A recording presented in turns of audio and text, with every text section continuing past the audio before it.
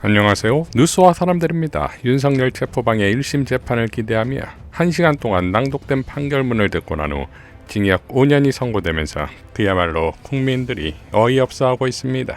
형사처벌을 받은 전력이 없는 초범인 점 등을 피고인에게 유리한 정상으로 참작하고 그 밖에 피고인의 나이, 성행, 환경, 범행의 동기와 경위, 수단과 결과, 범행 후의 정황 등 이 사건 기록과 변론에 나타난 양형의 조건이 되는 여러 사정들을 종합하여 형을 정하기로 합니다.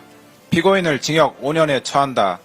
딱 50% 반형 세일입니까? 10년 구형에 5년입니다. 사안이 중하고 반성도 하지 않는데 초범이라는 이유를 댔습니다. 쿠데타도 2번, 3번 할 수 있는 겁니까? 표창장이 4년이라는 외침이 거저 나오는 게 아니지요. 박선원 의원은 다음과 같이 밝혔습니다. 윤석열 특수공무집행방해 총기 위협 지시까지 있었는데 터무니없네요. 징역 5년. 죄질이 지극히 불량하다면서 대통령 단임제 국가에서 초범인이 정상 참작한다는 것 어불성설. 총기 소지와 사용 지시 및 위력 과시까지 다 인정하고 5년은 도무지 예불가. 추미애 법사위원장도 분노했습니다. 윤석열에 대해 법원에서 체포방해죄로 징역 5년이 선고된 것은 유감입니다. 내란 수사를 안 받겠다고 경호처를 무장시키고 법원이 발부한 영장 집행을 방해하고 무력 동원을 해 집행 저지를 한 자에게 왜 이리 관대합니까? 대학 입시를 방해했다고 표창장 관련해 징역 4년을 선고한 배짱은 어디 갔습니까? 자, 분노한 시민들의 댓글은 이렇습니다.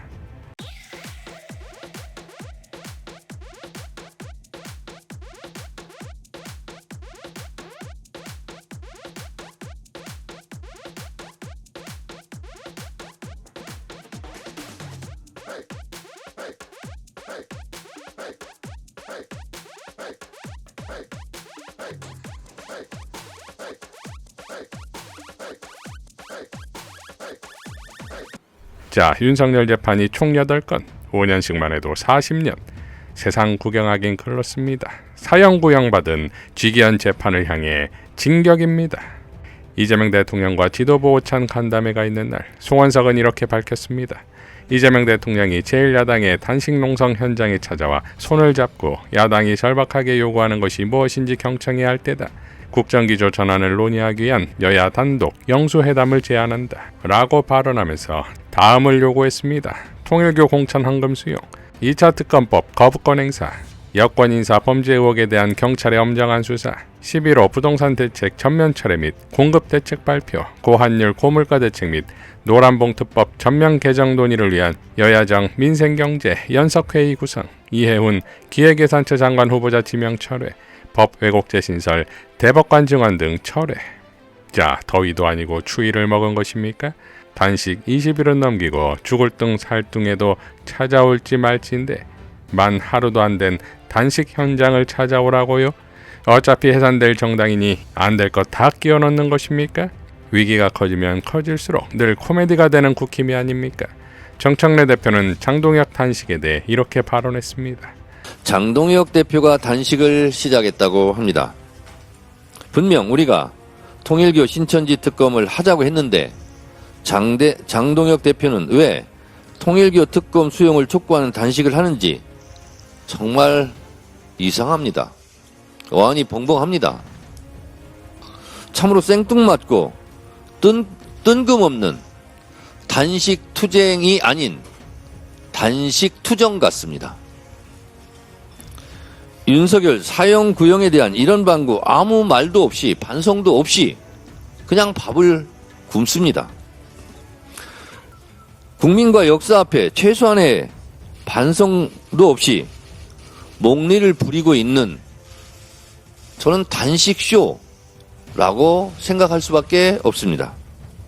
제발 정신 차리시기 바랍니다.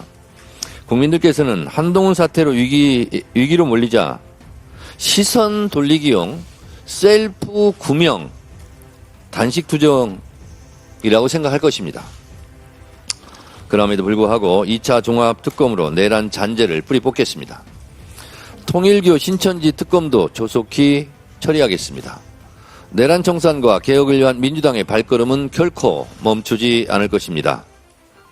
지금은 단식할 때가 아닙니다. 지금은 내란에 대한 사과와 반성을 할 때입니다. 쇼라도 좋으니 제발 단식쇼가 아니라 진정한 반성과 성찰에 대한 쇼를 했으면 좋겠습니다. 장동혁 대표님, 밥 안 먹으면 배고픕니다. 단식을 중단하시고 이 시대적 흐름 내란 청산에 협조해 주시기 바랍니다.